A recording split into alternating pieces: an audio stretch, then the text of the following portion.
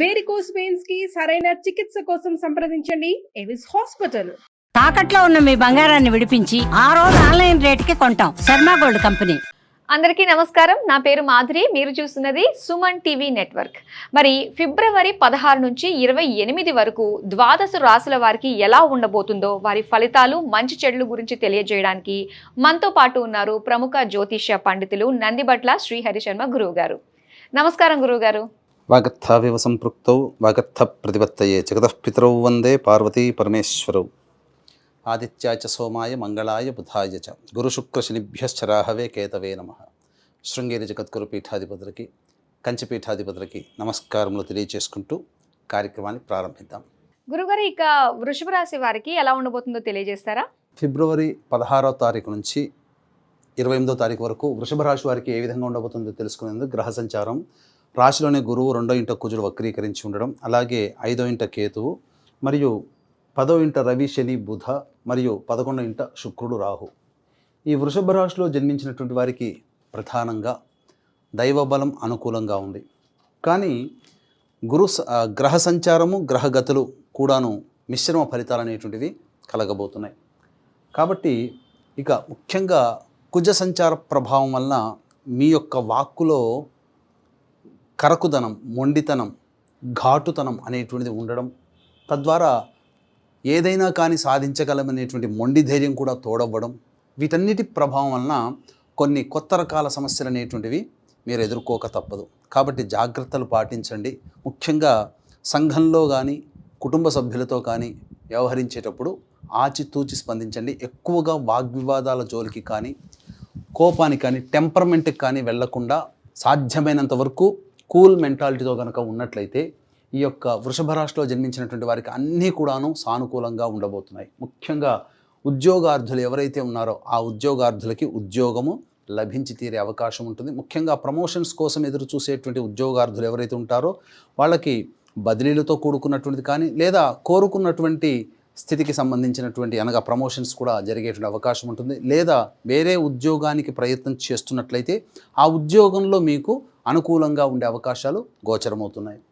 ఇక ప్రధానంగా చూసుకున్నట్లయితే ఈ యొక్క వృషభ రాశిలో జన్మించినటువంటి మహిళలకి ఆధిపత్యము పెరుగుతుంది. మీ మాటకి తిరుగు ఉండదు. అన్ని రకాలుగా యోగదాయకంగా ఉంటుందని చెప్పవచ్చు. అయితే ప్రధానంగా మీకు ఎక్కువగా ఆలోచనలు అనేటువంటి ఎక్కువగా ఉంటుంటాయి. కాబట్టి కార్యాచరణ అనగా ఇంప్లిమెంటేషన్కి మాత్రము తక్కువగా చొరవ చూపిస్తారు. తద్వారా ఏమవుతుంది, అన్ని ప్లాన్స్ అన్ని ఆలోచనలకే పరిమితం అవుతాయి తప్ప మీకు ముందుకు సాగడానికి అవకాశాలు తక్కువగా ఉంటాయి. కాబట్టి మొండి ధైర్యముతో మీరు గనక ముందుకు సాగినట్లయితే, అనగా ఏ పని అనుకుంటారో ఆ పనిని మీరు గనక ముందుకు తీసుకెళ్ళగలిగితే అన్నింట విజయం మీదని చెప్పవచ్చు. అయితే ప్రధానంగా చూసుకున్నట్లయితే ఫుడ్కు సంబంధించినటువంటిది, అలాగే తీర్థయాత్రలు, పూజా స్టోర్సు, పండ్ల వ్యాపారస్తులు, కర్రీ పాయింట్స్, ఎడ్యుకేషనల్ ఇన్స్టిట్యూషన్స్, మరియు ఈ సంబంధించినటువంటి బొటిక్, బ్యూటీ పార్లర్ నడిపేటువంటి మహిళలు, అలాగే జ్యువెలరీ రంగం, ఆర్నమెంట్స్ రంగంలో ఉన్నటువంటి వాళ్ళు, hotel business, restaurants, FMCG, super market products, ఇవన్నీ కూడాను అనుకూలంగా ఉంటాయి. ఇక మీకు చెప్పినట్టుగా చూసుకున్నట్లయితే వ్యాపార రంగంలో ఉన్నటువంటి వారికి ధనాదాయం కూడా చాలా చక్కగా ఉంటుంది. సిమెంటు, స్టీలు మరియు ఐరన్ సంబంధించినటువంటి వృత్తిలో ఉన్నటువంటి వారు, దిగువ స్థాయి ఉద్యోగస్తులు, అలాగే చర్మ సంబంధమైనటువంటి వ్యాపారస్తులు ఎవరైతే ఉంటారో వారికి టెన్షన్స్తో కూడుకున్నటువంటి ధనాదాయం ఉంటుంది. అంటే బాగా ప్రయత్నం చేయాలని చెప్పి సూచన. ఇక ఈ సంబంధించినటువంటి లాయర్ రంగము, రైతులు, ఎలక్ట్రానిక్ అండ్ ఎలక్ట్రిక్ రంగంలో ఉన్నటువంటి వారు, రియల్ ఎస్టేట్ రంగంలో ఉన్నటువంటి వారు, ప్రధానంగా వాగ్వివాదాలతోనే మీరు చాలా నష్టపోతారు. కాబట్టి జాగ్రత్తలు పాటించండి. ఇంకా ముఖ్యంగా తెలియచేసినటువంటి ఏంటంటే, ఇప్పుడు చెప్పబడినటువంటి ఈ ఆఖరణ చెప్పబడినటువంటి రంగాల్లో ఉన్నటువంటి వారికి ఆదాయం ఎంత బాగుంటుందో ఖర్చు కూడాను అంతే విధంగా ఉండడం వల్ల సరిసమానంగా మీకు ఆదాయ వ్యయాలు ఉంటాయని చెప్పవచ్చు.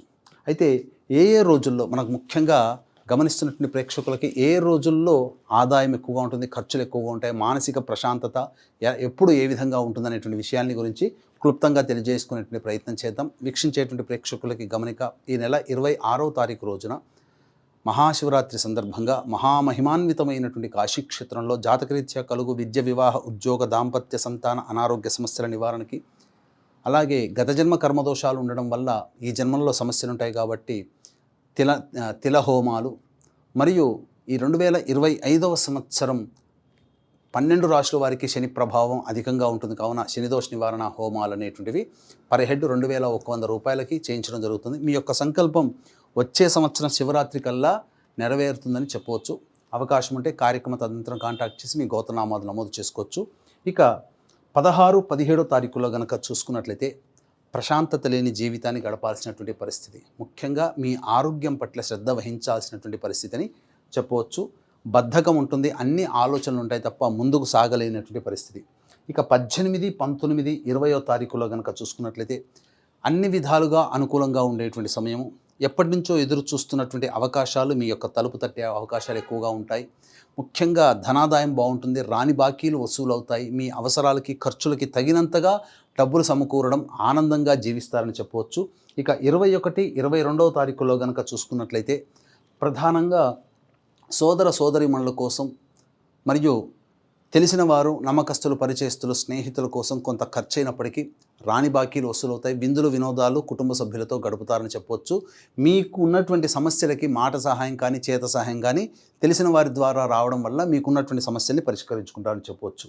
ఇక 23, 24వ తారీఖుల్లో కనుక చూసుకున్నట్లయితే ప్రధానముగా మీ యొక్క జాతకరీత్యా, ముఖ్యంగా విద్యార్థులైతే విదేశీ విద్యకు సంబంధించినటువంటి ఆందోళన లేదా మానసికమైనటువంటి సంఘర్షణ, ఈ 23, 24 తారీఖుల్లో వృషభ రాశిలో జన్మించినటువంటి వారికి మానసిక ప్రశాంతత ఉండదు. ఏదో ఒక జిగ్జాగ్ వ్యవస్థలాగా ఉంటుంది.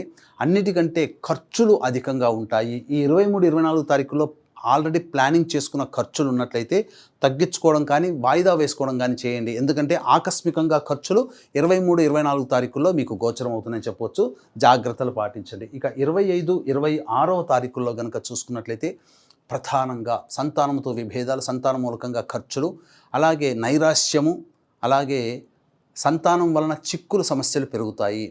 ఈ విధంగా ఉండడం వలన ఈ యొక్క 25, 26 తారీఖుల్లో ఆనందదాయకంగా ఉండదని చెప్పవచ్చు.